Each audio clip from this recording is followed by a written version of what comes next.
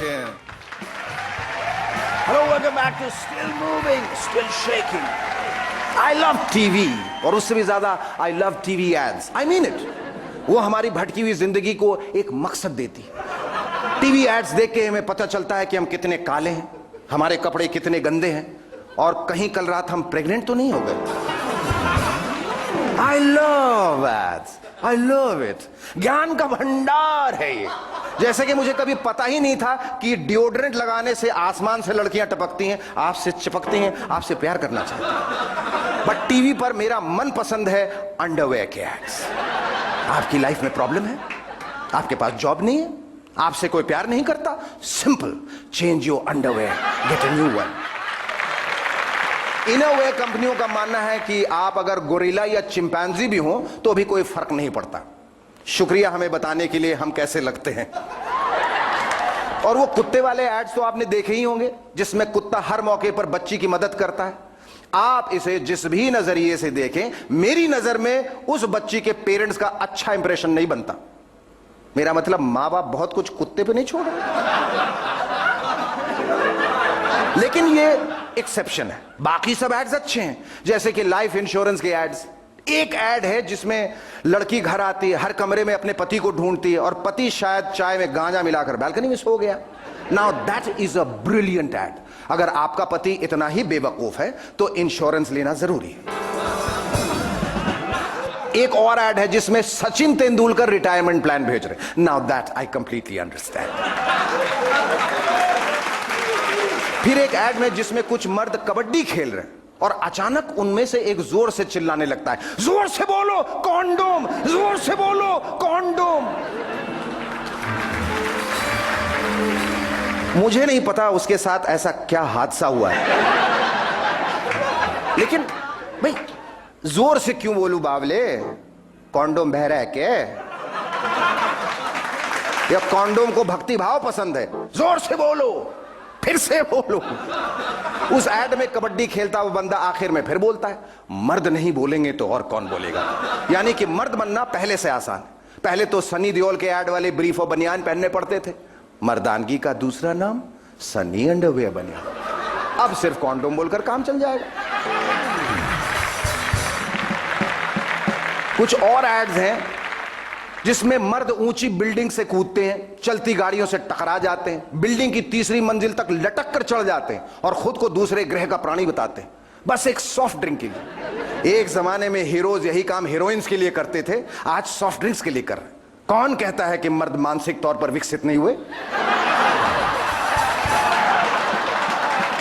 एक और ऐड है जिसके बारे में बात करनी जरूरी है, वो है बैंक लोन का ऐड, जिसमें एक लड़की अपने पिता को नई कार खरीदने के लिए चेक देती है और पिता भावुक होकर कहता है, कार बड़ी हो गई और मेरी बेटी भी। इट्स लाइक सेइंग आसमान नीला है और मेरा अंडरवेयर भी।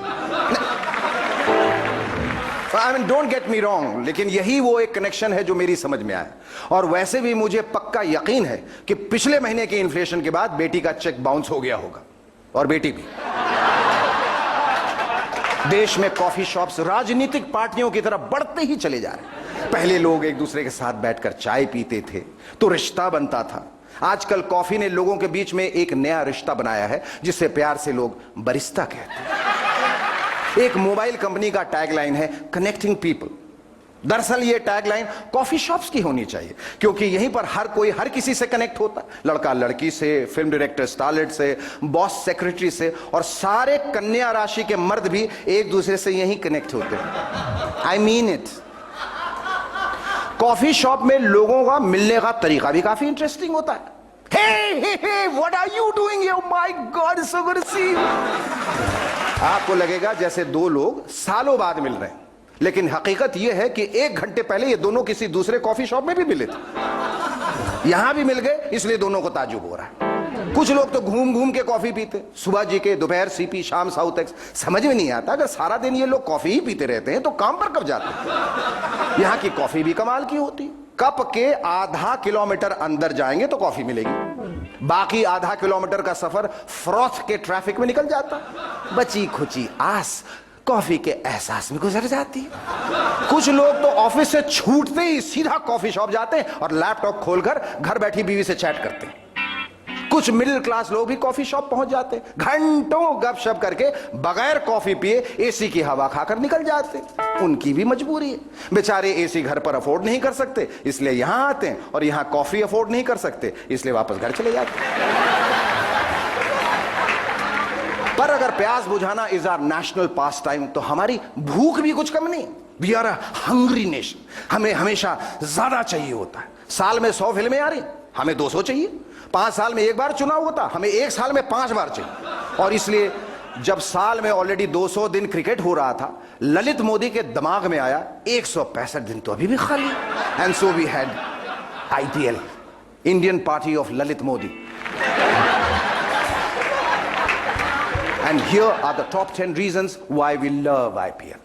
Number 10, because it's not hockey. Number 9, क्योंकि इसमें कतरीना कैफ दिखती हैं पर उनकी एक्टिंग नहीं देखनी पड़ती।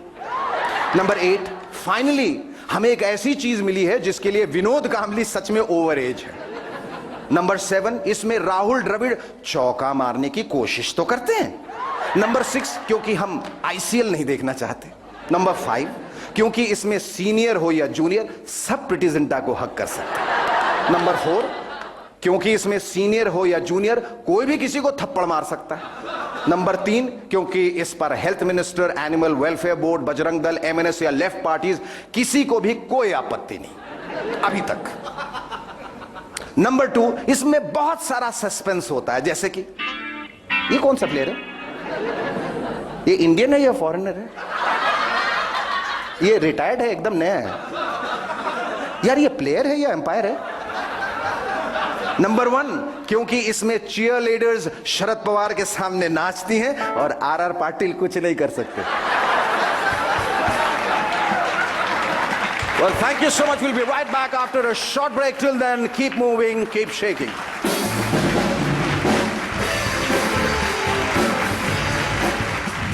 देखो गधा पेशाब कर रहा है। मैं हैरान हूं कि मेनका गांधी जी ने अब तक इस पर आपत्ति क्यों नहीं जताई। ओलंपिक से कुछ इवेंट्स भी मुझे समझ में नहीं आते। अब वजन उठाना खेल कैसे हो सकता है? और अगर वजन उठाना खेल है तो बाल काटना, तेल मालिश करना और साइकिल का पंक्चर लगाना खेल क्यों नहीं?